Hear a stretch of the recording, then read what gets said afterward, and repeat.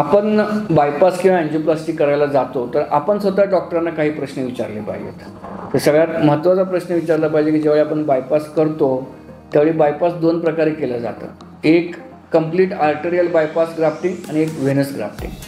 Arterial म्हणजे काय की शरीरातल्या रक्तवाहिन्या म्हणजे आर्टरी ज्या आहेत त्या काढून बायपास करणं किंवा त्या जोडून बायपास करणं त्याला आर्टेरियल बायपास म्हणतात. आणि पायाच्या रक्तवाहिन्या किंवा हाताच्या रक्तवाहिन्या ज्या व्हेनस रक्तवाहिन्या आहेत व्हेन आहेत त्या काढून बायपास करणं म्हणजे व्हेनस असतं. तर याच्यामध्ये काय इम्पॉर्टंट आहे की आर्टेरियल बायपास ज्यावेळी आपण करतो त्याची लॉन्जेव्हिटी म्हणजे बायपास टिकण्याची शक्यता ही 15 ते 20 वर्ष असते. पण ज्यावेळी आपण व्हेनस बायपास करतो म्हणजे पायातल्या ग्राफ किंवा ह्या काढून ज्यावेळी आपण बायपास सर्जरी करतो तर 2 ते 5 वर्षामध्ये ते व्हेनस ग्राफ बंद व्हायची शक्यता असते.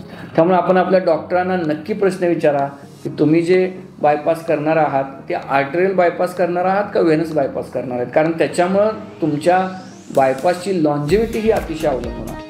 आणि जर तुम्ही अँजिओप्लास्टी करायला जात असाल तर तुम्ही अँजिओप्लास्टी करणाऱ्या सर्जनना नक्की विचारा की तुम्ही किती रक्तवाहिन्यांच्या माझ्या ब्लॉक आहेत, त्यातल्या किती रक्तवाहिन्यांमध्ये आपण स्टेंट घालणार आहात आणि जे स्टेंट घालणार आहेत त्या स्टेंटची नॉन ड्रग इल्युटिंग आहेत का ड्रग इल्युटिंग स्टेंट आहे, ही गोष्ट अतिशय महत्त्वाची आहे.